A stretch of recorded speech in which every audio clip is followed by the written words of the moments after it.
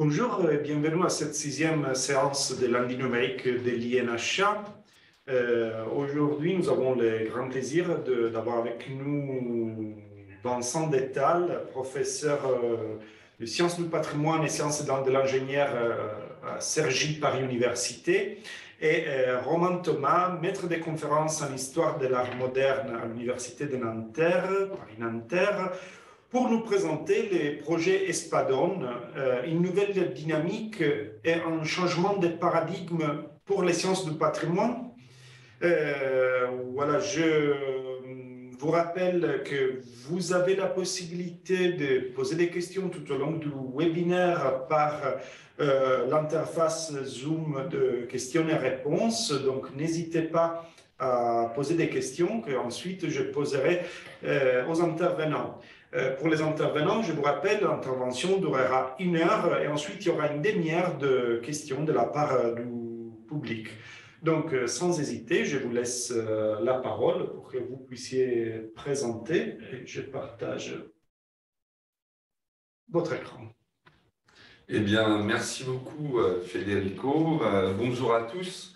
J'ai la chance aujourd'hui, et nous avons la chance avec Romain Thomas, de vous présenter en fait une initiative qui est celle du projet Espadon, qui a démarré maintenant il y a une bonne année et qui a été le fruit en fait d'un projet qui a été déposé dans le cadre du PIA3 et qui est un projet de recherche et qui a pour but comme nous allons le voir, d'essayer de réfléchir à un espace commun, transdisciplinaire, de dialogue et de représentation des informations et de l'ensemble des productions de connaissances provenant de l'ensemble des différents domaines des sciences du patrimoine. Alors, on a été un petit peu, au niveau du titre, volontairement interrogatif à la question et essayer de pousser un petit peu les éléments vers le changement de paradigme. On va y revenir.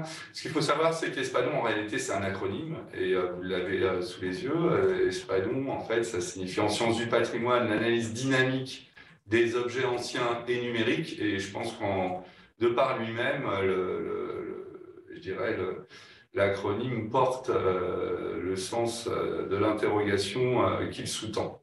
Voilà, je remercie une fois encore l'INHA de nous permettre de présenter ce projet, et notamment Federico Noura qui participe aussi et on en est très heureux à ce projet Espadon.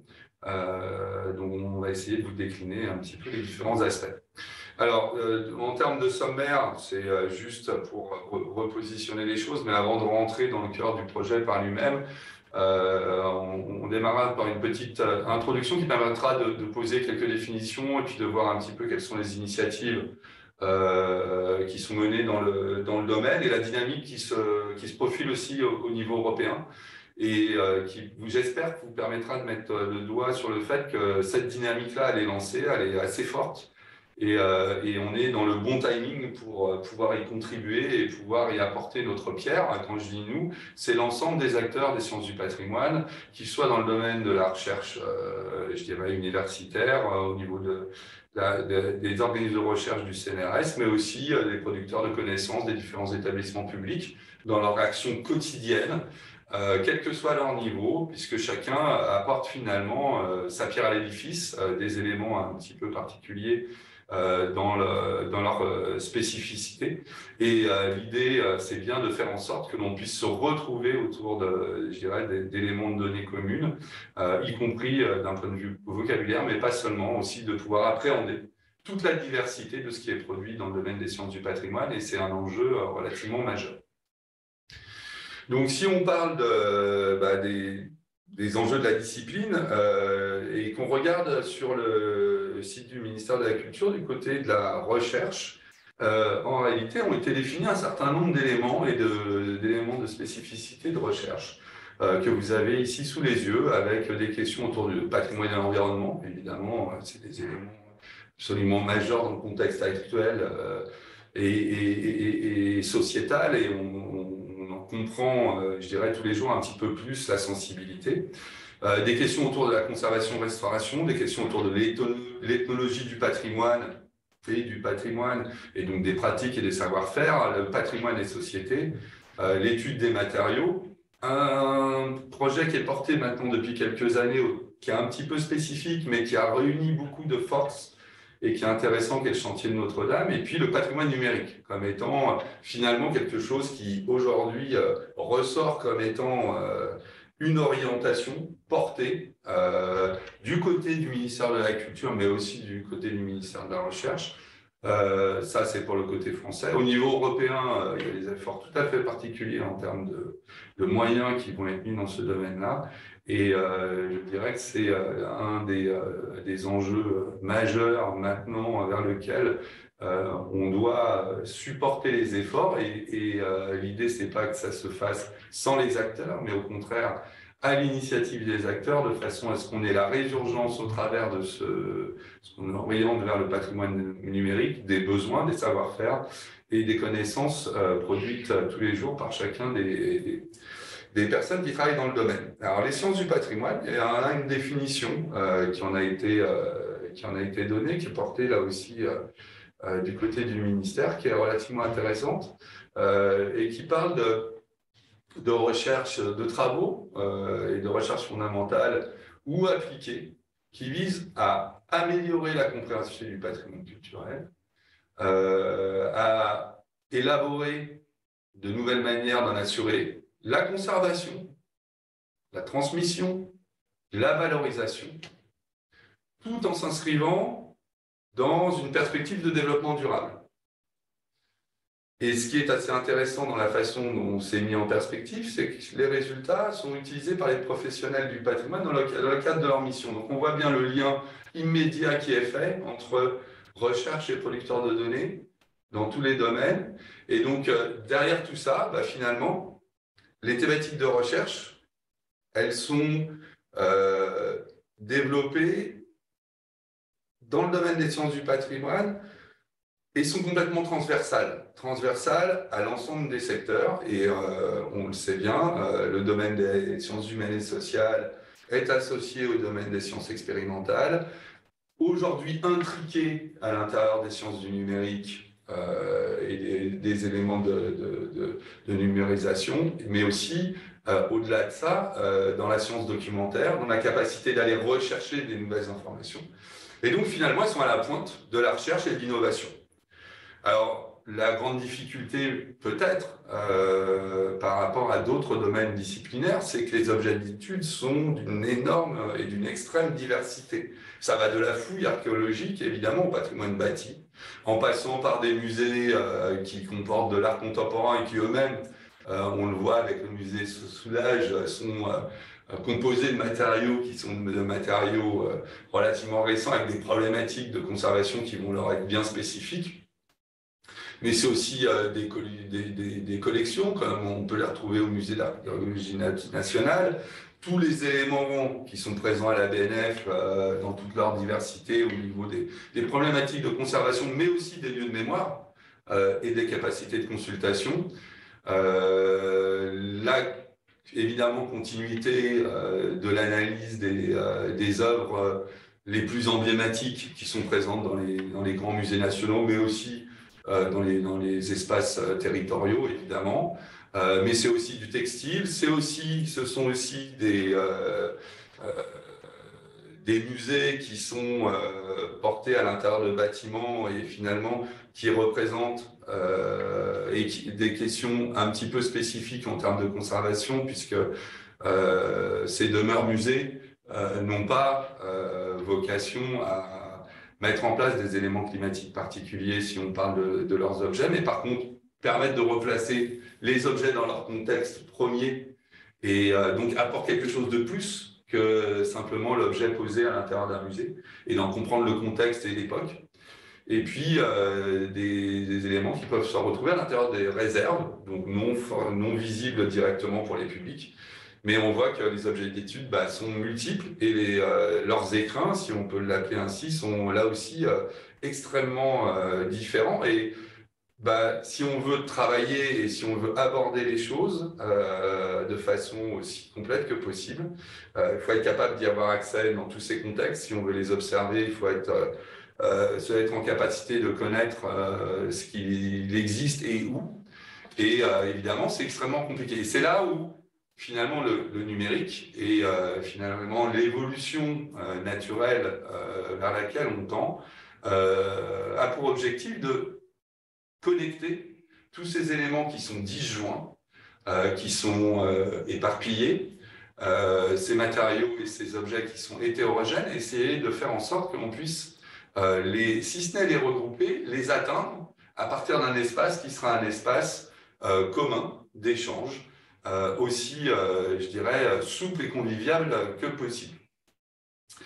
Mais évidemment, les objets, ce n'est que le support aux éléments de questionnement. Et en fait, le point qui est le point majeur, c'est qu'autour des objets, en réalité, il y a des questions. Et ces questions, elles peuvent être abordées de toutes les manières possibles par l'ensemble des sciences qui se retrouvent intégrées à l'intérieur des sciences du patrimoine. Et c'est là où, finalement, cet espace-là, s'il nous permet d'avoir un accès à une partie de ces objets, vont nous permettre d'élaborer, en fait, en plus de façon extrêmement complète, parce qu'on aura l'ensemble des regards qui pourront être portés et donc accessibles, d'amener à les questionner de façon les plus pertinentes possible. Donc, comme je le disais, il y a plusieurs éléments qui peuvent être regardés. Le premier, c'est la question de conservation, restauration, conservation préventive, avec un certain nombre d'enjeux autour de l'environnement, autour de la restauration. Et aujourd'hui, évidemment, nous avons un certain nombre d'outils qui vont permettre de nous aider, au-delà du travail quotidien des conservateurs et des restaurateurs qui sont en charge des collections et qui, je dirais, les observent et les suivent au travers d'un certain nombre de constats d'état. On a aujourd'hui un certain nombre d'outils qui nous permettent d'évoluer dans notre capacité de diagnostiquer ces éléments de conservation, de suivre éventuellement des opérations de restauration. Donc on en a ici quelques exemples au travers de nouvelles approches en termes de thermographie infrarouge, en termes de l'emploi de techniques telles que la tomographie en cohérence optique. Mais l'idée derrière, c'est d'améliorer et d'augmenter les moyens, et ces moyens à la fois de restauration et de suivi, au travers de nouveaux outils qui nous permettront d'aller plus loin. Et ça, c'est un point relativement essentiel, parce que du coup, ça devrait nous permettre, là aussi, de suivre l'évolution de ces objets dans le temps, et puis aussi les approches, finalement, et de mettre en place une vision réflexive sur ce qui peut être développé. Et si on regarde d'un point de vue informatique, numérique, mettre en corrélation des aspects multidimensionnels assez particuliers qui devraient nous permettre de rendre compte à différentes échelles de ces constats d'état. Alors, ces connaissances, je dirais, et ces enjeux vont continuer avec des aspects de connaissance des matériaux, des techniques et des savoir-faire. Alors l'idée, c'est au travers de questions de datation, d'études de matériaux, de pouvoir en déduire des questions de provenance et de route commerciale et des approches historiques. Donc, je dirais, l'ensemble des enjeux de recherche et d'enseignement, l'ensemble des enjeux d'études doivent nous permettre à terme de repositionner l'ensemble des éléments qui sont abordés et qui sont étudiés dans des contextes qui sont des contextes historiques, d'histoire matérielle des objets, d'histoire des matériaux, mais aussi qui ont une résurgence immédiatement sociétale sur la compréhension de comment les objets, les matériaux ont voyagé et se sont construites, typiquement des routes commerciales, des routes culturelles, et de mieux appréhender notre histoire commune et notre positionnement sociétal. Puis en dernier lieu, un enjeu assez particulier qui est l'enjeu du numérique, sur lequel qui va faire l'objet plus spécifiquement de notre travail aujourd'hui, qui est celui et notre présentation, qui est celui de l'intégration numérique de notre écosystème et des savoir-faire, et dans lequel, on le verra, il y a un certain nombre d'initiatives qui sont mises en place et dans lequel on cherche à s'inscrire, notamment au travers de la mise en place de nouveaux moyens de représentation et d'interopérabilité. Alors donc là, si je pose immédiatement la question de la stratégie de recherche et d'interopérabilité comme un des objectifs d'Espadon, il s'inscrit dans la mise en capacité d'une co-construction en sciences humaines et sociales, en sciences expérimentales et en sciences du numérique. Et il se veut en fait une réponse, peut-être pas l'unique réponse, mais en tout cas une réponse, d'abord sur le développement d'un enjeu instrumental autour des questions de spatialisation de D3D, multidimensionnel, multi-échelle et multitemporel.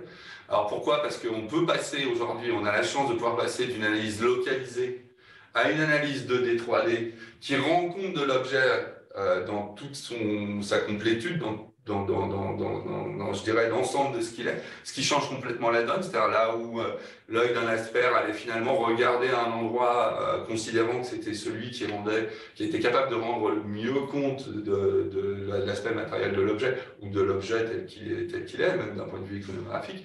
On a la capacité de rentrer dans cet aspect-là 2D, 3D. Et derrière, sont sous-tendues des questions de type multimodal, pas seulement au travers des outils ou des éléments de caractérisation, mais aussi des éléments de diagnostic pouvant être apportés par les sciences humaines et sociales, par les historiens de l'art, les ethnologues ou d'autres professions qui sont parties prenantes, où on va pouvoir intégrer ces informations et les faire jouer tout ensemble pour en faire ressortir une information supplémentaire. Le gros problème qui se pose immédiatement, c'est qu'à partir du moment où on commence à s'attacher à l'accroissement des données que l'on collecte, c'est se mettre en capacité de gérer des données massives, évidemment. Et ça, c'est un point tout à fait particulier. Je mentionnais tout à l'heure la thermographie infrarouge, la tomographie en cohérence optique. 2 mm enregistrés en tomographie représentent immédiatement 2 à 3 gigas de données.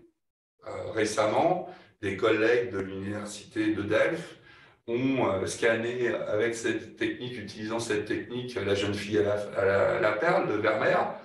C'est un tableau relativement modeste dans sa dimension, 60 cm de haut, 40 cm de large. Expurger des données inutiles, cela représentait plus de 20 Tera de données. 20 téraoctets de données. En termes de traitement de représentation, c'est extrêmement compliqué. En termes d'échange, évidemment, cela pose des questions.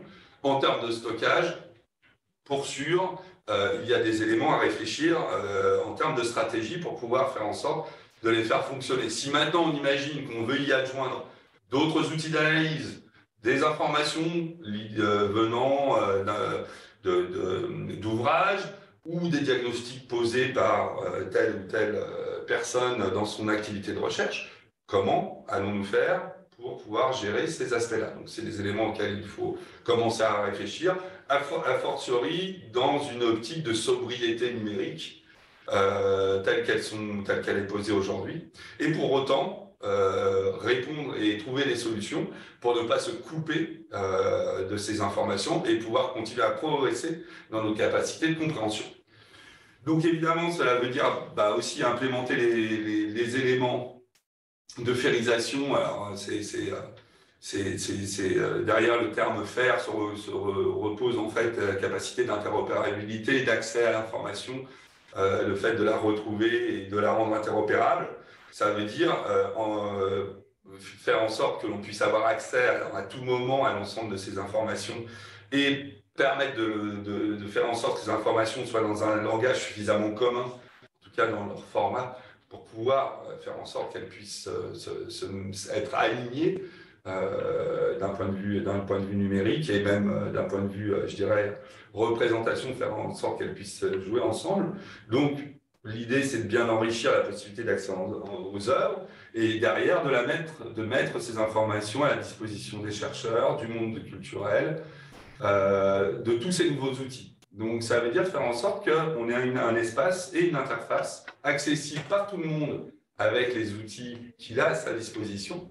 Donc, on parlait de données massives, on va faire en sorte de les alléger et puis que tout le monde puisse se connecter pour pouvoir y avoir accès et trouver les astuces je dirais, purement informatiques pour pouvoir faire en sorte que cela devienne possible. Et donc, œuvrer dans ce sens-là et donc du coup offrir de nouvelles possibilités de formation qui permettent d'appréhender et de prendre en main ces techniques, que ce soit dans le cadre de formations tout au long de la vie ou dans les formations initiales. Et puis, pour, je dirais, le domaine des sciences du patrimoine et l'ensemble de notre communauté de chercheurs, participer de manière proactive au travers des SPADON, dans des projets aujourd'hui européens tels que Digilab, qui est une résurgence d'une idée de développement unitaire des données de la recherche, donc un petit peu plus restrictive de ce que l'on produit, du projet ERIS et du projet E3CH, qui est un appel à projet qui apparaît. Et qui aura pour objectif finalement de mener ces actions au niveau européen. Donc ce projet, c'est European Collaborative Cloud Platform for Museum and Other Cultural Heritage Institutions. Et il joue avec des notions qui aujourd'hui, je dirais, sont assez à la mode. On va retrouver des termes en anglais tels que les jumeaux numériques, digital twin, digital continuum, une continuité de l'information au travers des objets, l'écosystème numérique, les questions de cloud où peuvent se retrouver les éléments d'information, des services et des services numériques permettant un certain nombre d'éléments, et puis des questions d'organisation à l'échelle européenne. C'est pour ça que les questions de gouvernance sont relativement importantes. Et comme vous le voyez à l'intérieur de l'ensemble des initiatives telles qu'on peut les retrouver, Espadon veut jouer ce rôle-là et être présent en tout cas pour participer à ces différents aspects. Alors l'idée et les enjeux qui sont présents à l'intérieur de tout ça, c'est finalement au travers de la création de nouvelles bases de données, ou en tout cas l'alignement de différentes bases de données, au travers de la création de modèles 3D, de permettre l'identification d'espaces vierges de recherche, par exemple, d'assurer les questions d'archivage et de conservation, et mettre à disposition des nouveaux moyens de médiation et de muséographie, et d'assurer une dissémination d'informations. Donc tout ça passe par finalement l'organisation de l'information et de la médiation.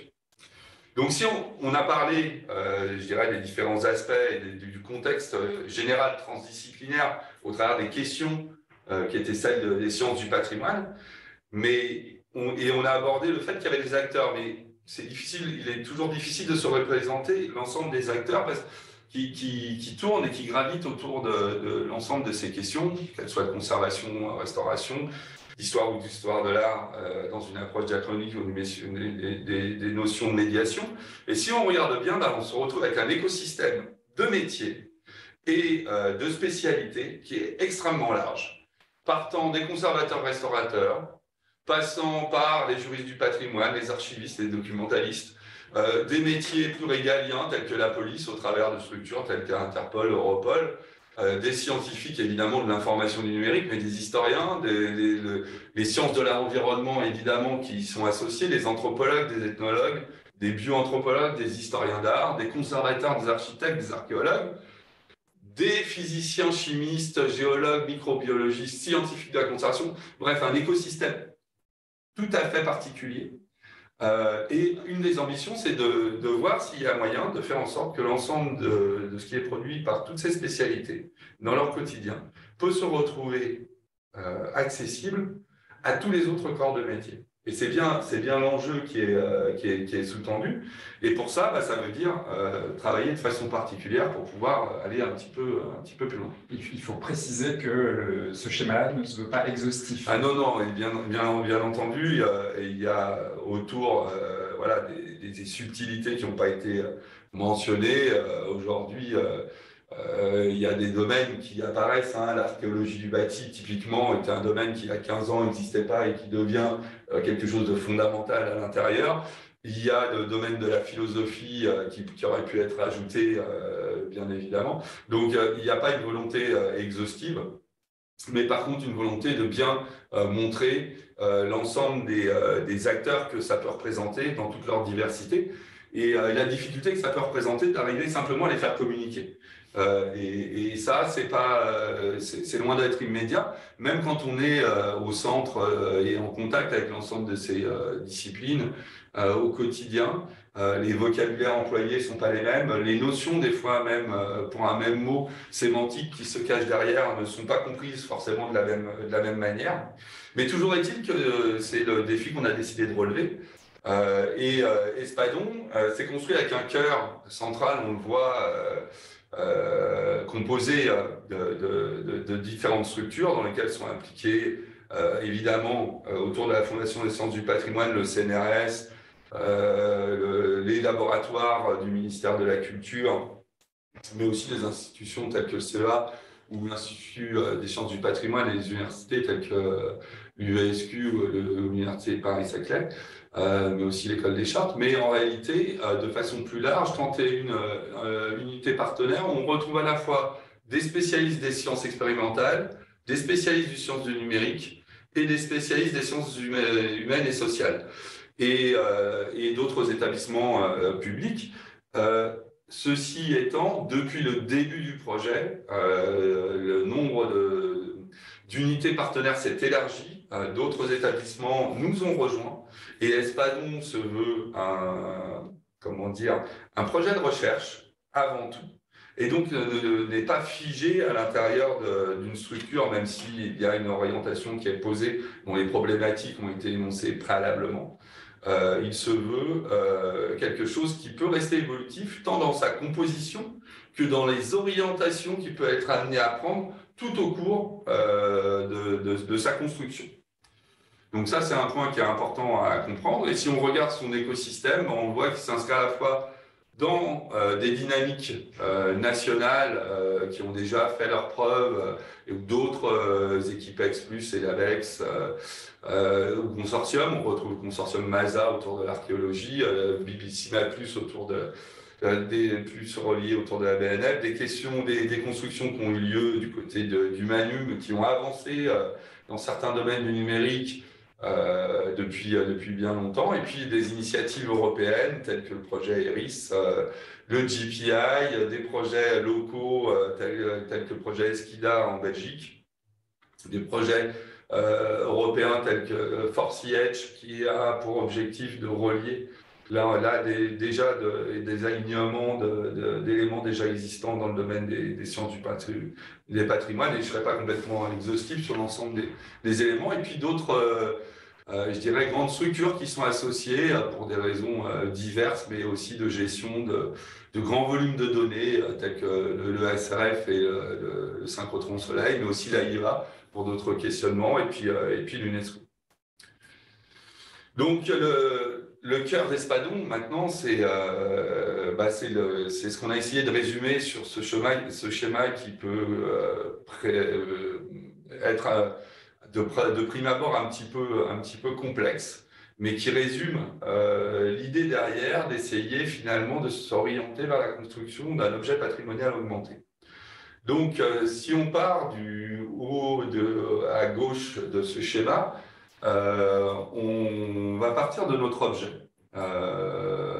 Objet, ça peut être un musée, ça peut être un site, ça peut être une collection, ça peut être un dessin, ça peut être une représentation quelconque, on pourrait même imaginer quelque chose d'immatériel. Mais disons, pour rester sur l'objet, un élément qui est déjà patrimonialisé. D'accord ? Donc, s'il est patrimonialisé, ça veut dire qu'il a déjà été reconnu en tant que tel et qu'on lui a reconnu un certain nombre de vertus qui lui donnent une place, une spécificité dans notre histoire culturelle, notre histoire sociétale. Et à partir de là, ça veut dire qu'il est déjà environné en réalité. cet objet a de l'information autour qui est présente, sinon il n'aurait pas été patrimonialisé. Ça veut dire qu'en fait, on doit pouvoir retrouver au niveau de la documentation un certain nombre d'archives, un certain nombre d'éléments documentaires de bases de données qui doivent faire ensemble, qui nous permettent normalement de bien le connaître. Donc il s'agit, si on veut mener une nouvelle étude, finalement de réaliser une collecte et une évaluation de l'information, d'évaluer les lacunes, de façon à pouvoir définir un protocole d'étude et d'analyse, et un plan de gestion et une méthodologie. Et à ce moment-là, on va passer de l'objet documenté à l'objet interrogé. Donc on va pouvoir l'interroger de toutes les manières possibles et sous l'angle de n'importe quelle discipline. Donc si jamais on est en sciences expérimentales, on peut vouloir le regarder d'un point de vue structural, élémentaire, moléculaire, isotopique, quelle typologie de matériaux, mais si on est en sciences humaines et sociales, on peut regarder sa forme, ce qu'il représente, quelle est sa place dans la société. D'un point de vue conservation préventive, on pourra regarder son comportement dans le temps, est-ce qu'il a évolué. On peut le regarder de façon multidimensionnelle, multi-échelle, multitemporelle, globalement ou très localement, et ceci, quelle que soit la discipline. Et si on arrive à reporter l'ensemble des informations produites dans le cadre de cette étude, d'un point de vue numérique, à ce moment-là, on pourra arriver petit à petit à créer notre objet en augmenté. D'accord ? On veut aussi, au travers de tout ça, ramener l'ensemble de la documentation existante aussi autour de cet objet. C'est-à-dire à la fois ce qu'on produit de nouveau, mais aussi ce qui est existant. Et l'idée étant que notre objet augmenté à terme, finalement, soit le réceptacle de l'ensemble de cette information le contienne, et qu'on fasse bien attention finalement à assurer des éléments nouveaux, c'est-à-dire une spatialisation 3D de l'information ou autour de l'objet si c'est des notions, faire extrêmement attention aux questions de sémantisation, de vocabulaire contrôlé, de façon à ce que tout le monde comprenne les éléments qui peuvent être ajoutés, et assurer évidemment une interopérabilité des formats de données utilisés, de façon à ce qu'ils puissent être rejouables de façon pérenne. Et ça, c'est un point absolument essentiel, c'est-à-dire qu'on peut imaginer qu'une information produite aujourd'hui, dans un contexte donné, si on assure une interopérabilité correcte, y compris au niveau des formats scientifiques qui peuvent être utilisés ou autres, puisse être rejouée dans son temps, dans un autre contexte, dans un autre questionnement, mais avec déjà cette information contenue. Donc c'est un point absolument essentiel. Et puis derrière, aller un petit peu plus loin, on a évoqué les questions multimodales au travers d'éléments de comparaison, de classification, d'apprentissage automatique, pour finalement augmenter l'information aussi, la connaissance que l'on pourra en avoir, et derrière assurer un lien vers des infrastructures déjà existantes, c'est-à-dire à la fois récupérer de l'information qui pourrait être présente sur la base Agora, par exemple à l'INHA, mais aussi faire en sorte qu'Agora puisse récupérer les éléments qui soient à l'intérieur de façon à pouvoir enrichir ses propres bases. L'idée simplement, c'est d'avoir une plateforme numérique et de services numériques où on pourra regrouper l'ensemble de ces informations venant des différents silos dans lesquels seront présentes ces informations. Et donc, ça sous-tend la mise en place, en fait, d'une plateforme distribuée. Et dans le schéma tel qu'on peut l'imaginer, et c'est ça qu'il faut réussir à comprendre, c'est un espace un espace numérique dans lequel on pourra venir aller rechercher l'ensemble de ces informations dispersées dans ces différentes infrastructures distribuées pour représenter les questionnements que l'on se pose à un moment donné, qui nous intéressent, mais aussi celles qui viennent d'autres domaines, qui aujourd'hui ne nous est pas forcément facilement accessible parce que nous n'avons pas les éléments de connaissances suffisantes pour aller chercher ce qui a été produit dans un domaine qui est connexe au nôtre ou qui est orthogonal, et qu'on puisse visualiser quand même qu'il y a de l'information qui est présente de ce côté-là. Et donc éventuellement aller le chercher pour pouvoir affiner la capacité d'interroger nos objets et de les comprendre. Et évidemment, derrière, être capable de valoriser auprès des communautés scientifiques, des professionnels du patrimoine, mais aussi du grand public, permettre éventuellement des développements économiques à terme de ce côté-là. Et puis, on peut imaginer de façon séquentielle, continuer à enrichir ces objets. Ça, c'est un premier aspect. Mais évidemment, vous avez bien compris que dans un temps où les questions environnementales sont absolument prégnantes, en réalité, au travers de ces objets, on a aussi de l'information continue qui peut être agrégée et qu'il faut agréger concernant par exemple les conditions climatiques dans lesquelles sont contenus ces objets, ces informations au jour le jour, et donc en fait avoir quelque chose qui en permanence s'enrichit d'un certain nombre de données, qu'elles soient au niveau local ou au niveau macroscopique, global, de façon à pouvoir prendre en compte ces questions de conservation quand il s'agit d'objets matériels. Et donc, petit à petit, l'idée, c'est bien de pouvoir construire, et l'objet patrimonial augmenté est repris là sous une forme un petit peu différente, mais c'est la même chose qui est exprimée, construire petit à petit un atlas numérique, dynamique, diachronique, transdisciplinaire, multidimensionnel et collaboratif. D'accord? Et pour ça, bah finalement, ça va nous obliger petit à petit à faire en sorte de rentrer vers une structure. Là, je vous montre un schéma qui a été généré par Violetta Bergel, une des collègues qui travaille avec nous sur ce projet, sur comment on va pouvoir aller d'un point de vue conceptuel, architectural, moissonner de l'information, on le voit en haut à droite, au travers de la collecte, l'acquisition, l'agrégation d'informations, enrichir cette information d'un point de vue spatio-temporel, sémantique, structurer cette information, et de l'autre côté, extraire des connaissances, d'accord, et éventuellement l'exploiter d'un point de vue 2D, 3D, pour finalement retrouver autour de cet espace numérique ce que l'on cherche à représenter et à obtenir en termes d'objets et d'éléments à la fois de connaissances et de recherche. Alors, Espadon, si je reviens au projet, de redevenir un petit peu plus prosaïque et un petit peu plus classique, évidemment, dans notre approche, c'est une structure, et c'est une structure qui est construite en fait autour de quatre work packages, lot de travail, on va dire, mais pour reprendre un terme plus francophone, de développement instrumental pour le passage 2D 3D, un work package sciences humaines et sociales, un work package climat qu'on a rajouté. On en a parlé plusieurs fois, il n'était pas prévu dans le schéma initial, mais il nous a semblé important de pouvoir rajouter cette dimension qui aujourd'hui devient évidemment essentielle.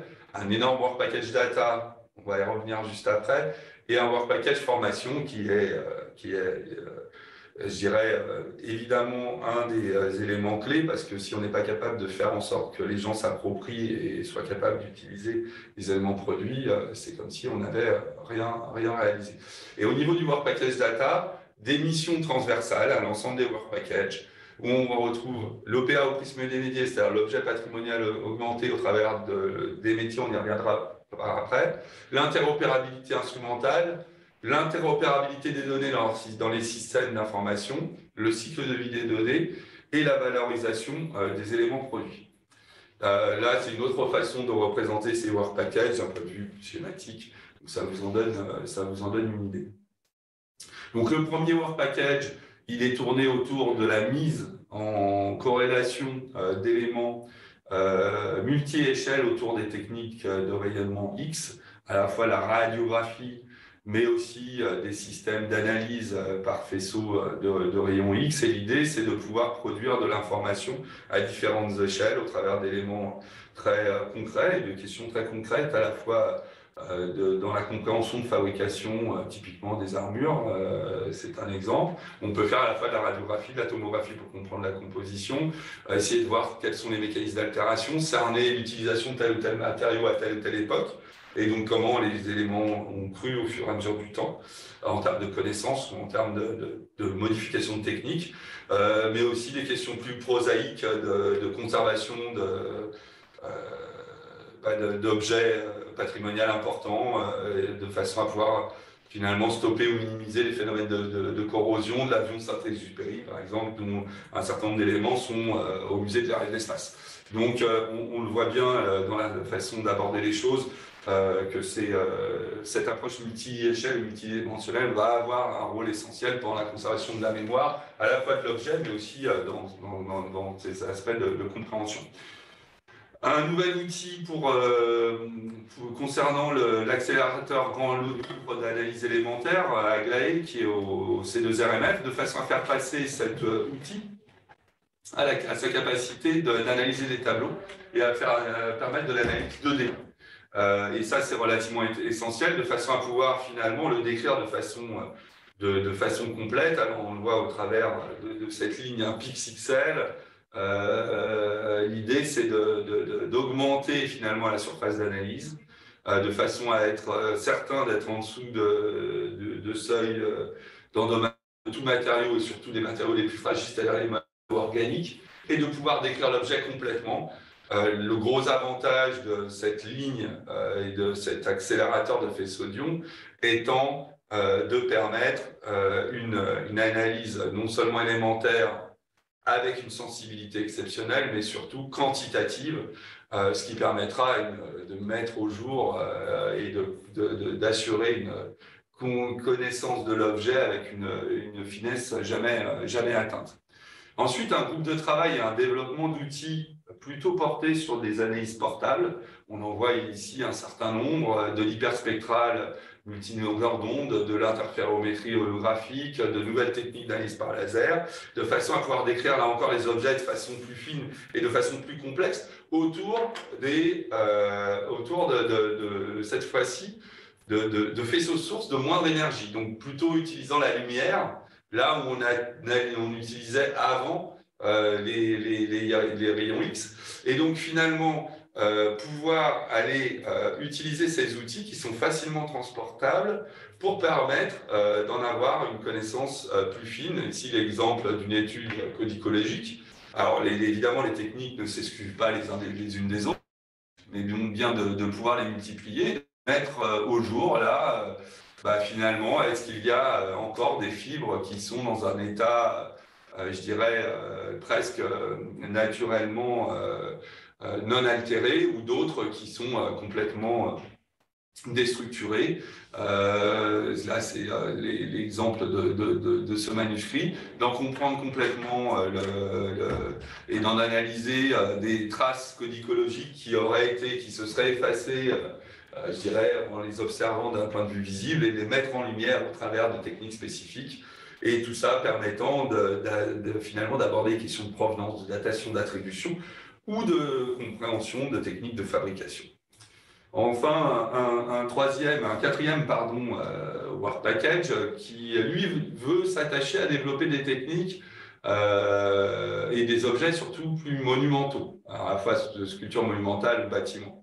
Donc évidemment, là, il s'agit de développer des outils dédiés à ça, notamment la mise en place par de drones de techniques de thermographie ou de techniques d'analyse LIPS, de prise de vue 3D de façon à décrire les objets complètement, de mettre en place des techniques de type terahertz ou de thermographie permettant de rendre des informations structurelles et de pouvoir les reporter sur l'objet global. On en voit ici au travers de quelques exemples de quelle forme cela peut prendre. On a déjà aujourd'hui quelques modèles qui nous permettent d'aller dans ce sens-là, l'idée étant capable de les décrire les plus complètement possible et aussi d'assurer des éléments de suivi pour des questions, par exemple, de conservation préventive, qui en est un des points d'orgue, évidemment, de ce type de projet. Alors, je laisse la parole à Romain pour le volet sciences humaines et sociales. Oui, merci Vincent. Donc, je prends la parole simplement quelques instants pour ce volet-là. Alors, Vincent vous a parlé des 4 groupes de travail instrumentaux. Donc, outre tout ce qui concerne ces groupes de travail, il y a aussi les aspects SHS, les aspects data, les aspects climatiques, pour lesquels je vais redonner la parole juste dans un instant à Vincent. Les SHS sont évidemment tout à fait essentiels et ont été été au cœur du projet Espadon dès la phase d'élaboration du projet. Donc, alors évidemment, ça couvre l'ensemble de tout ce qui peut être rattaché au patrimoine, les principales disciplines étant l'histoire de l'art, l'archéologie, l'anthropologie, mais ça ne se réduit pas à cela. Il y a un certain nombre de contributions que l'OPA au prisme des métiers, que l'OPA, pardon, que l'objet patrimonial augmenté pourra faire au SHS, notamment un apport de connaissances de tout ce qui vient justement des analyses élémentaires pour enrichir la réflexion dans les diverses disciplines des SHS. À l'inverse, l'objet patrimonial augmenté pourra être enrichi par les apports des sciences humaines et sociales elles-mêmes. Et puis, alors, je pense d'un point de vue global, chacune des disciplines impliquées dans le projet, que ce soit des disciplines qui relèvent des sciences appliquées ou des SHS, ont un rôle réflexif à jouer. Mais ce sera, je pense, l'un des aspects sans doute un peu pilote des diverses disciplines des SHS. Et donc ça, ce sera une action évidemment tout à fait fondamentale qui n'a pas encore...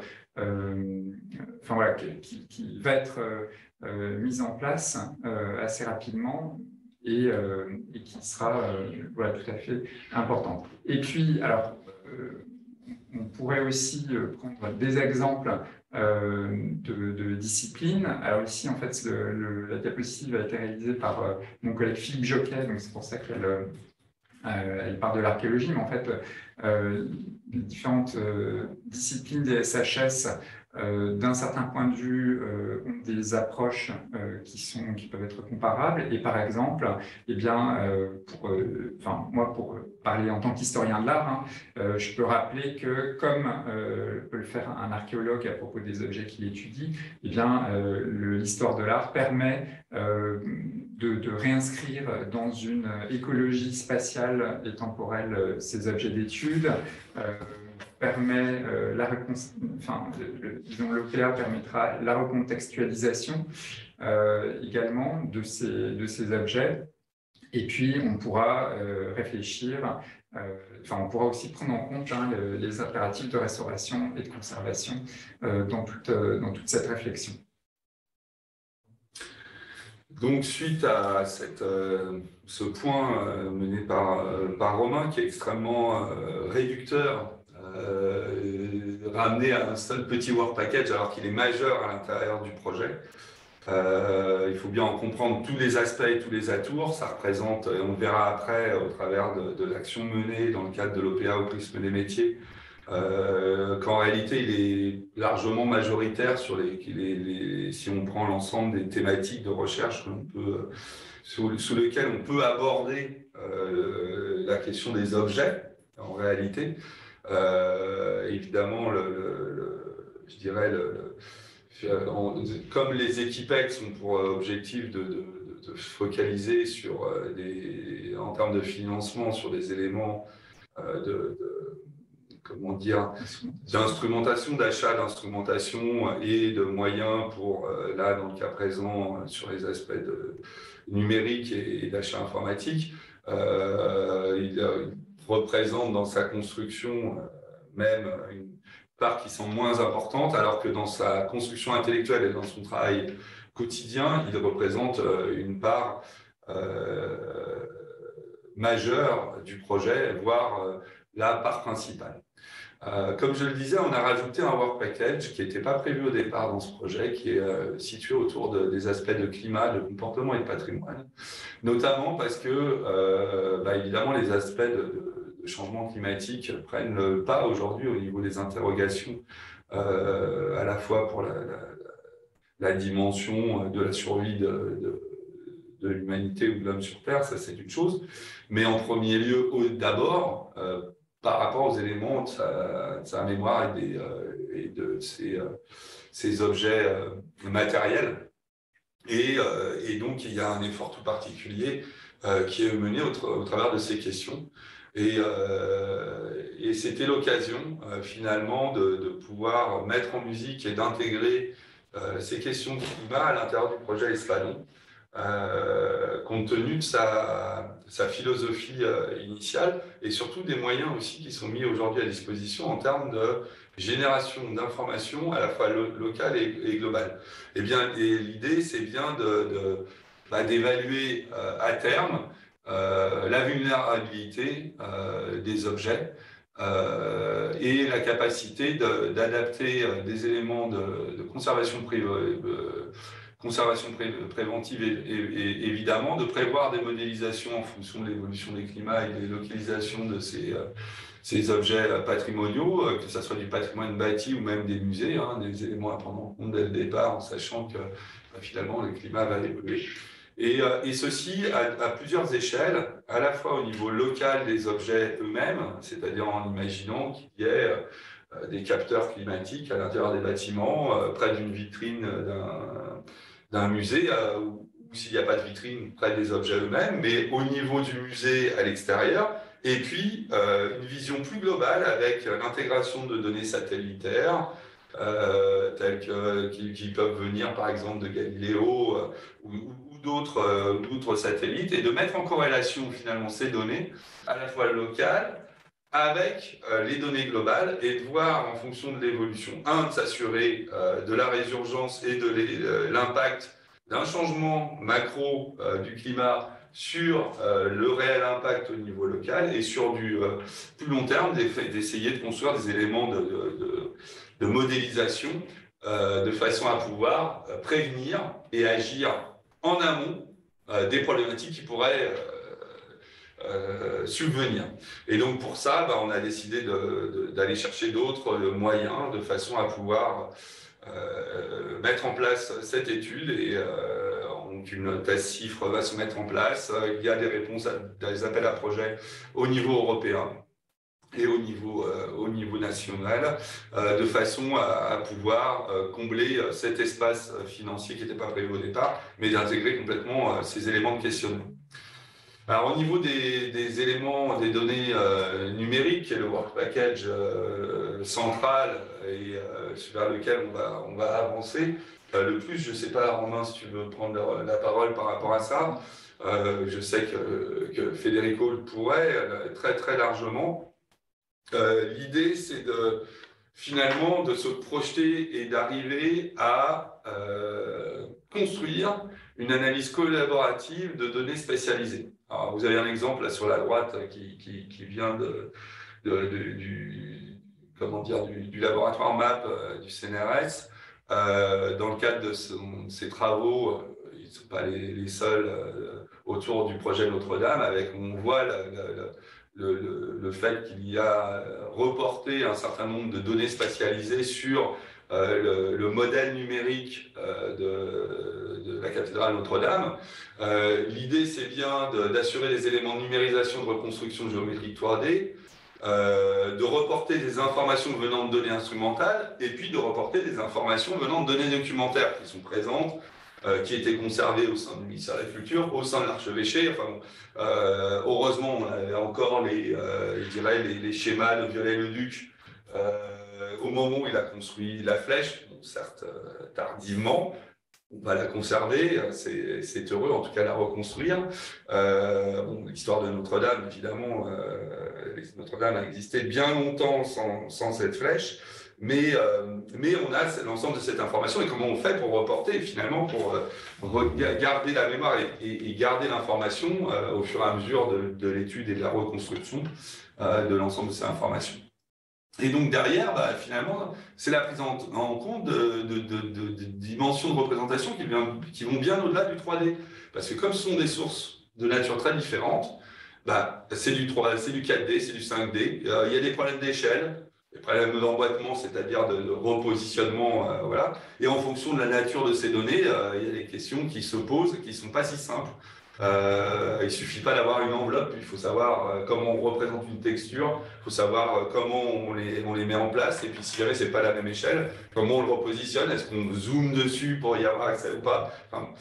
Et derrière, évidemment, c'est gérer des systèmes complexes de visualisation quand on va vouloir explorer l'ensemble du corpus. Et ça oblige à une analyse collaborative. Mais l'idée, c'est bien de permettre un accès interactif et se mettre en capacité d'explorer des données interconnectées au sein d'environnements qui soient collaboratifs. Donc, si on regarde les perspectives, c'est à la fois intégrer de façon optimale les outils existants, au sein d'une plateforme ou de service, mais aussi leur évolution. Et évidemment, l'idée, c'est de continuer à faire évoluer ces outils. Aujourd'hui, on a plein de nouvelles possibilités, et je dirais, pas chaque semaine, mais chaque année, en tout cas, nous voit apparaître des nouvelles solutions. On voit récemment, au travers de chat GTP, typiquement la capacité d'aller recréer de l'information à partir de bases de données, mais finalement, l'ensemble de ces outils qui apparaissent là vont nous servir et peuvent nous servir à intégrer des nouvelles façons de regarder les choses. Et l'idée du projet lui-même et la stratégie qu'on a adoptée dès le début, c'est bien, et c'était bien, de faire un état des lieux aussi exhaustif que possible des existants, des solutions numériques présentes, de façon à s'appuyer sur les plus robustes et d'aller plus loin à partir de celles-ci.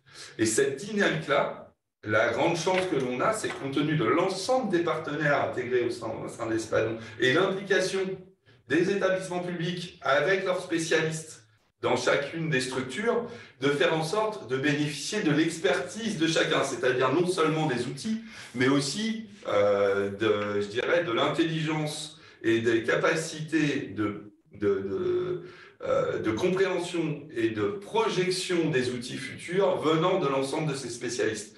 Et c'est la base même du projet, de sa construction, qui nous permet aujourd'hui d'avoir un optimisme modéré, mesuré, mais très confiant. Et donc, derrière, de commencer à aborder des questions qui sont plus spécifiques, questions difficiles à résoudre autour de la sémantisation automatique ou semi-automatique de masse de données, de mécanismes de propagation multidimensionnelle de l'ensemble de ces informations, d'aller vers des éléments plus sciences humaines et sociales autour de questions métriques. Je dis sciences expérimentales, c'est évidemment ce que je voulais dire, similarité spatiale, temporelle, morphologique, sémantique, mais on voit qu'on a derrière un travail qui est porté par des spécialistes de certains domaines. L'idée, c'est bien d'avoir le maximum de retombées dans la capacité d'analyse et d'exploration de masse de données interconnectées, et puis aussi de regarder le processus de production de ces données. En fonction des centres disciplinaires, c'est cette vision réflexive qui a été abordée par Romain précédemment, elle est extrêmement importante, mais de pouvoir permettre quelque chose qui est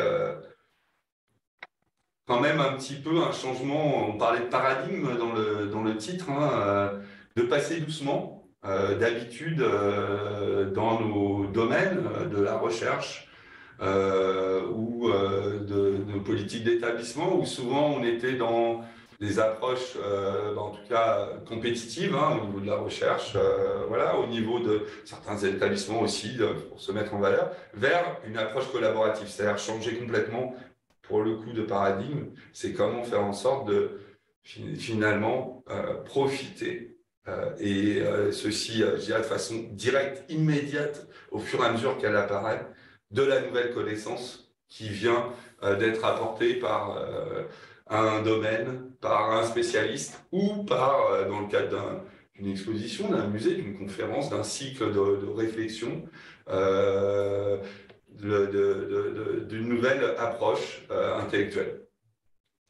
Alors, le dernier work package, c'est celui de la formation. J'en dirai pas énormément de mots, mais l'idée à moyen terme, et c'est ça qu'il faut garder en tête, c'est de faire en sorte de former, comme je disais, tout au long de la vie, l'ensemble des acteurs, de façon à qu'ils puissent s'approprier le mieux possible les nouveaux outils.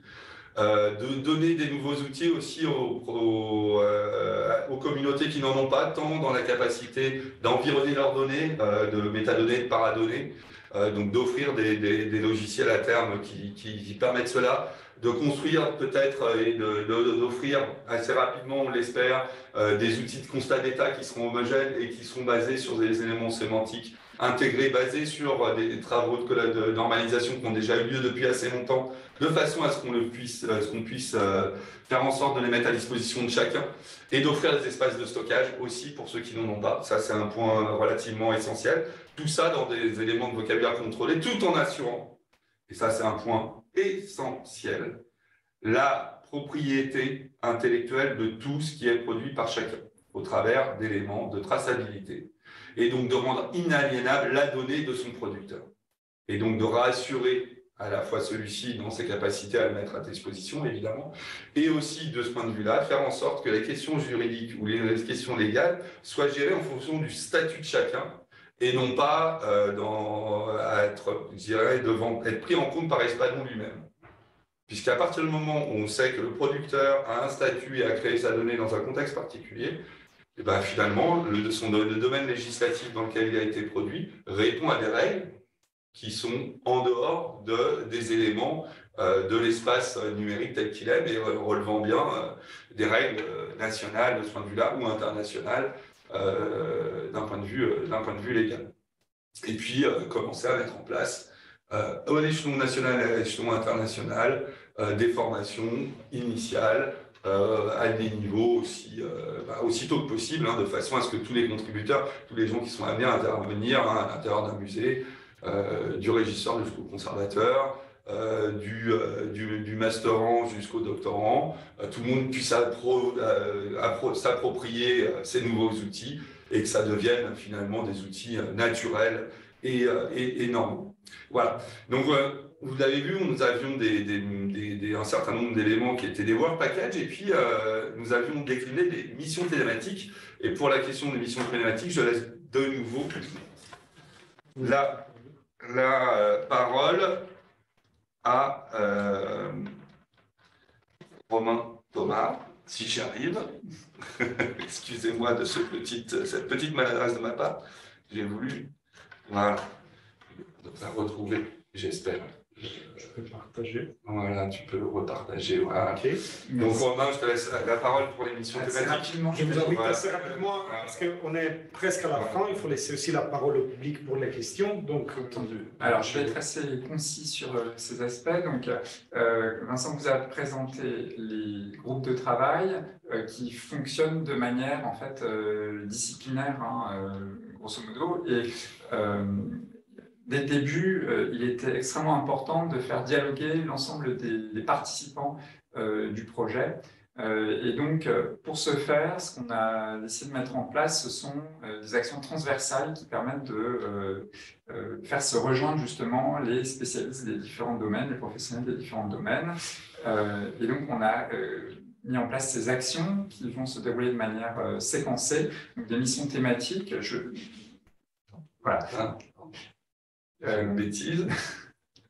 Voilà, donc un certain nombre de missions thématiques. Alors une qui est un peu à part, qui concerne les actions de valorisation, communication, relations extérieures, et puis des missions, disons, fondamentales pour le projet. Alors moi je vais parler simplement de la première, qui est en train d'être... voilà, donc, pour laquelle on arrive à terme.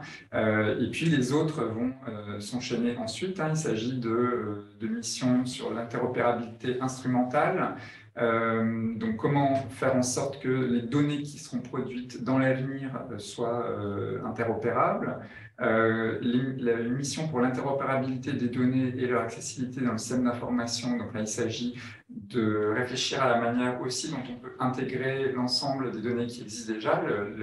L'idée n'étant évidemment pas ni de réinventer la roue, ni de faire table rase de ce qui a été fait par toutes sortes de spécialistes d'institutions qui travaillent dans ce domaine-là depuis de très nombreuses années. Donc on va évidemment intégrer autant que possible, ou en tout cas faire en sorte de rattacher le système Espadon à ce qui existe déjà, et puis une mission sur le cycle de vie des données. Et donc, avant ces trois missions-là, celle qu'on a menée au cours de la dernière année, c'est la mission qu'on a appelée l'objet patrimonial augmenté au prisme des métiers. Il s'agissait des métiers et des disciplines, il s'agissait de faire le bilan des pratiques et de définir les contours du modèle d'objet patrimonial augmenté, modèle qui sera ensuite mis en œuvre, élaboré par les spécialistes du groupe de travail data, toujours en interaction avec l'ensemble des acteurs disciplinaires et professionnels. Donc là, il s'agissait de faire l'état des lieux des usages des données par l'ensemble des acteurs du champ, qu'il s'agisse des conservateurs-restaurateurs, des historiens, des archéologues, des physico-chimistes, etc., etc. C'est-à-dire cartographier à la fois leurs apports et puis la nature de leurs besoins et réfléchir avec eux sur la future interface utilisateur. Et donc, on a fait ça oui, alors, donc, in fine, hein, le but, c'est de rédiger une feuille de route donc, qui sera mise à disposition du groupe de travail data. Et la méthodologie qu'on a appliquée pour cela, donc je la résume très brièvement, il s'agit d'abord de définir, ou en tout cas cartographier l'ensemble du champ qui est extrêmement varié, avec des poids d'acteurs aussi variés, une position plus ou moins centrale par rapport au champ. Donc on a décidé pour agir de regrouper l'ensemble des acteurs en 11 ou en fait actuellement 10 regroupements. Ensuite, on a passé un certain nombre de mois au cours de l'année passée à élaborer un questionnaire qui visait à interroger les répondants sur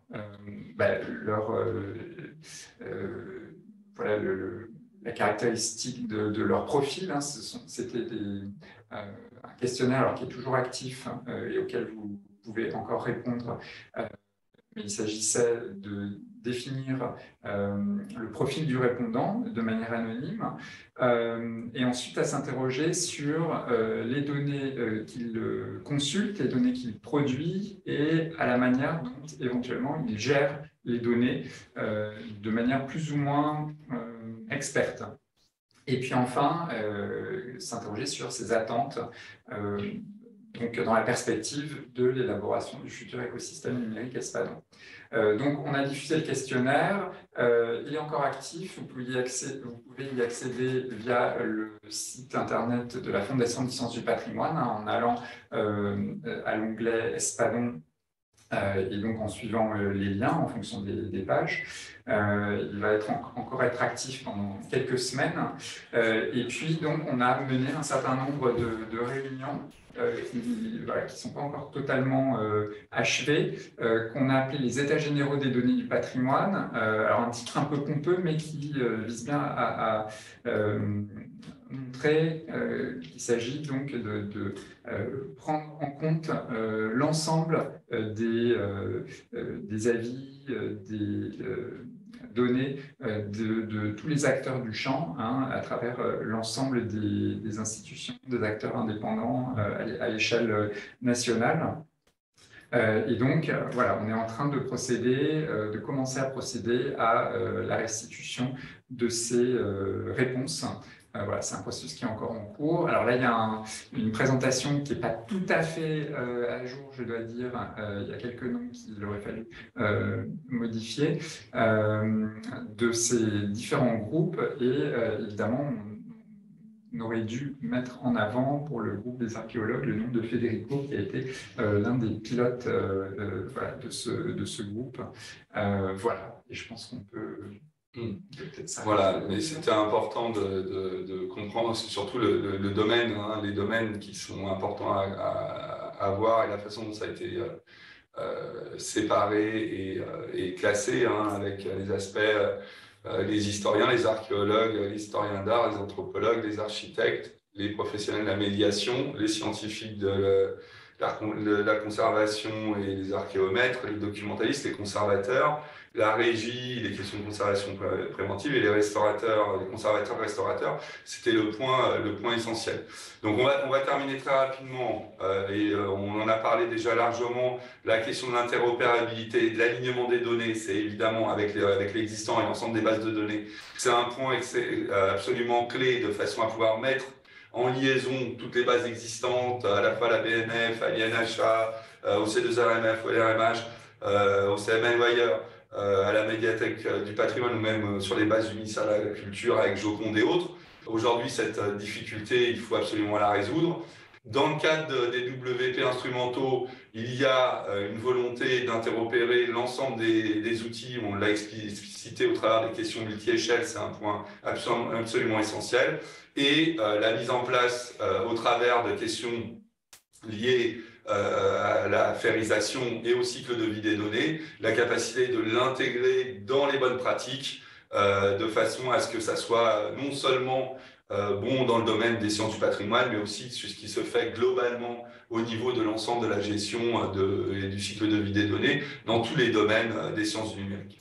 Voilà, et autour de ce projet, ils sont mis en place à la fois des thèses, à la fois des post-docs, et un certain nombre de personnes qui ont été recrutées de façon à porter les fruits et aller, je dirais, faire en sorte que l'on puisse mettre en œuvre ce projet de la façon la meilleure possible et d'intégrer, comme je le disais, l'ensemble des acteurs et ça reste ouvert. Donc, si vous voulez contribuer, être partie prenante, que vous souhaitez apporter vos forces à Espadon, vous êtes évidemment les bienvenus.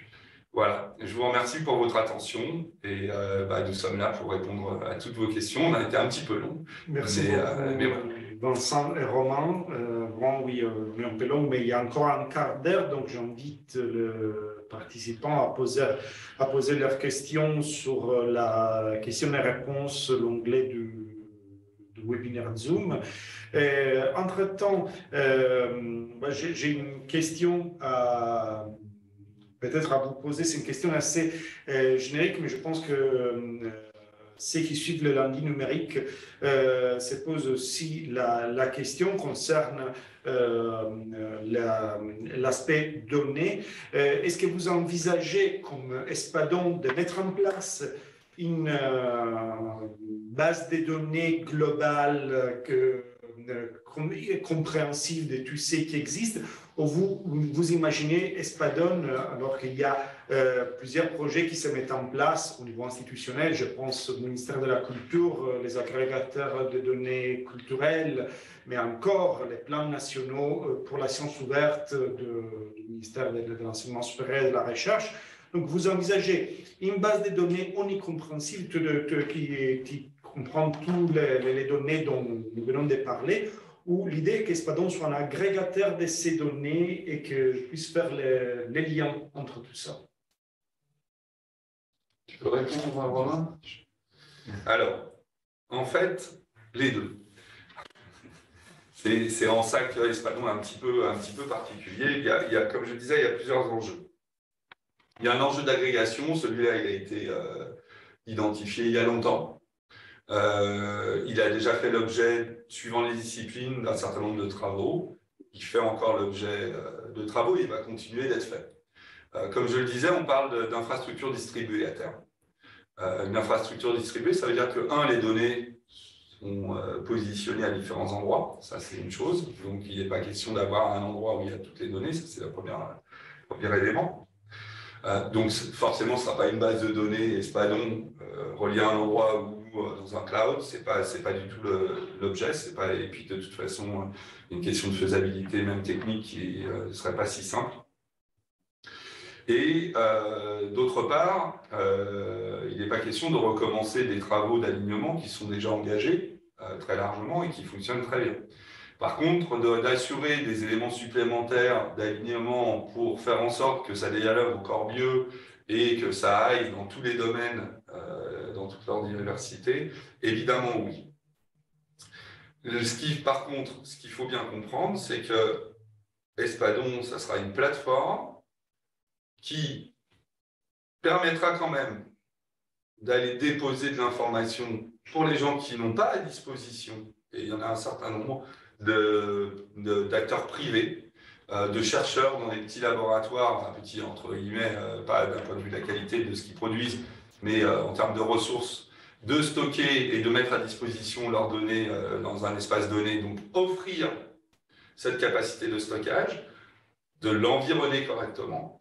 Et après, la plateforme Espadon, elle, sera un espace dans lequel on ira pointer, parce qu'il y aura justement ce souci d'agrégation qui aura été faite partout, à la fois avec l'existant, mais au fur et à mesure avec des éléments sémantiques bien choisi les vocabulaires contrôlés, la capacité d'aller rechercher tous les liens possibles dans tous les domaines, de représenter l'ensemble de cette information dans cet espace et dans cette plateforme Espadon qui sera mise à disposition. Et d'aller chercher que ce qui est nécessaire en fonction de ce qu'on cherche, mais en même temps, malgré tout, d'avoir une représentation du possible existant, de façon à ne pas se couper et pas retomber dans le biais qui est celui aujourd'hui, où on ne trouve que l'information qu'on vient chercher. Et donc, si on veut faire quelque chose de plus, c'est représenter et créer cet objet patrimonial augmenté avec tout son environnement autour visualisable, et on sait qu'il y a des informations dans tel et tel domaine, et on peut aller le représenter complètement si on en a besoin, ou de façon très spécifique, en le regardant dans un angle, en mettant en perspective, par rapport à un domaine particulier, tout ce qu'il peut y avoir en commun, qui peut comporter, comment on fonctionne, je dirais, au travers d'une recherche par cœur, mais simplement en le visualisant et en allant chercher de façon particulière, hein, en allant piocher dans l'ensemble des silos à disposition, et c'est ce que ça devrait permettre. Et donc, il y a à la fois des données des domaines des sciences expérimentales, des sciences humaines et sociales, et éventuellement des informations plus numériques spécifiques qui peuvent être repositionnées aussi autour, de façon à améliorer aussi la façon dont on repositionne l'information. C'est-à-dire que pour les sciences du numérique elles-mêmes, le fait d'avoir la compréhension de la structure peut permettre de faire évoluer ces sciences par elles-mêmes. Merci beaucoup, Vincent, de cette réponse. J'ai une question, il y a une question de la part du public qui traîne depuis que tu as parlé du poids de l'enregistrement de 2 mm de tomographie. C'est Laura Bontemps qui nous demande, en ce qui concerne la question du stockage des données, la possibilité du stockage sur bande magnétique des données brutes, des masses, moins mobilisées au bout d'un certain temps, est-il envisageable, notamment dans cette optique d'un stockage de masse qui serait peut-être moins énergivore? Ça, c'est une question qui dépasse celle des sciences du patrimoine. Je dirais que ça, c'est des réponses. Enfin, moi, je ne suis pas spécialiste des éléments de stockage tels que cela. On connaît les solutions. Effectivement, le stockage sur bande, il y a d'autres éléments de serveurs qui existent.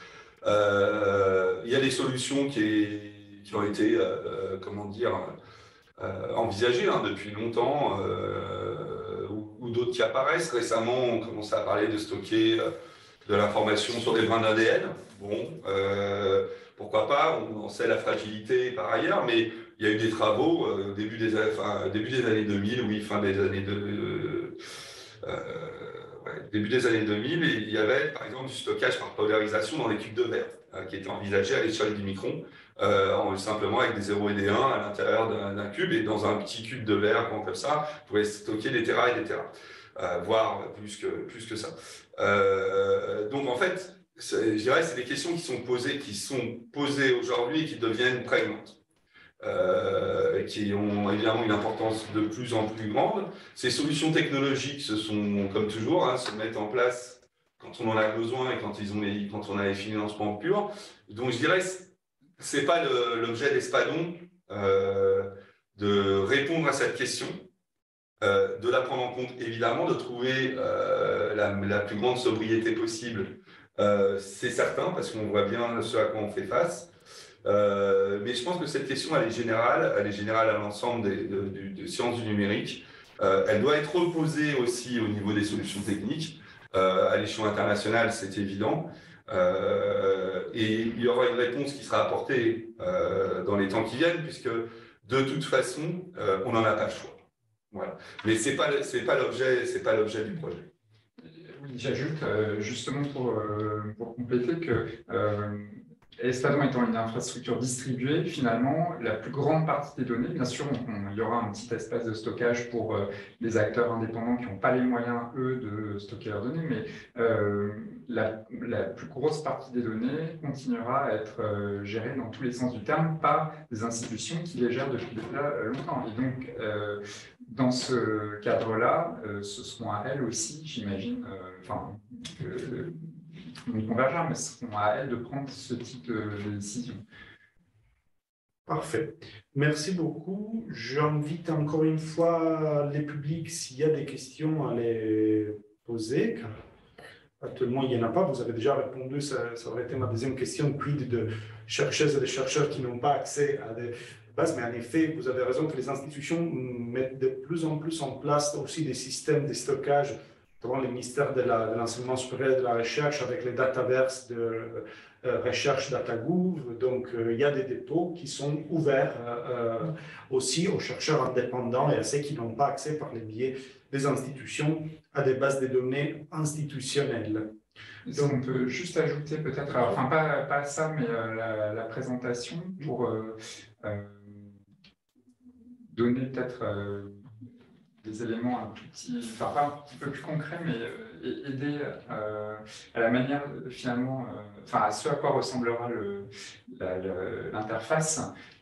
C'est que donc à terme, on souhaite mettre en place une interface à partir de laquelle finalement les utilisateurs pourront accéder à toutes ces données. Et donc, il y a un enjeu à la fois de structuration de l'information, de sémantisation, etc., dont Vincent a parlé, et puis de capacité à partir de cette interface à manipuler au sens large du terme cette information. C'est-à-dire, les questions qu'on va se poser, c'est comment visualiser l'information. Vincent a abordé la chose tout à l'heure, et comment être capable de faire des calculs dessus, quelle que soit la discipline, le domaine professionnel auquel on appartient. Donc là, il va y avoir toutes sortes une réflexion à mener sur voilà, les meilleures solutions à adopter en fonction des enjeux intellectuels et des solutions pratiques concrètes, des briques logicielles qui existent déjà ou qui peuvent être développées. Donc il y a voilà, beaucoup d'enjeux et beaucoup de travail. Et pour continuer sur ce que disait Romain, c'est exactement ce qu'on a commencé à mettre en place dans le cadre de l'OPA au prisme des métiers.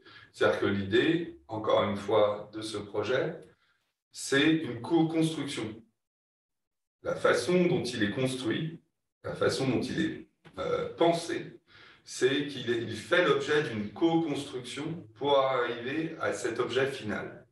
Et donc, ce n'est pas un ensemble, même s'il y a beaucoup de partenaires, une trentaine, quarantaine d'unités aujourd'hui, peut-être 100, 150 personnes,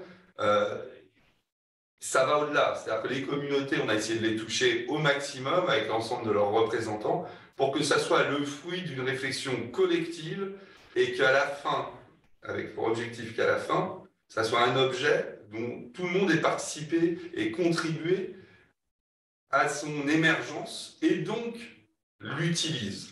Voilà. Et ça n'a de sens que penser comme ça. Merci beaucoup. Vraiment, on est arrivé à la fin du temps. Je vous remercie. C'est un programme, un projet vraiment énorme parce que nous mettons ensemble plein de domaines différents. Donc, bon courage pour la suite. Et je remercie toutes et tous d'avoir participé à ces séminaires, pour votre présence et votre participation. Je vous rappelle que la prochaine séance du séminaire de lundi numérique aura lieu le 13 mars avec les programmes Culture ouverte de Creative Commons. Donc encore une fois, merci et bonne continuation de journée. Au revoir. Au revoir, merci beaucoup.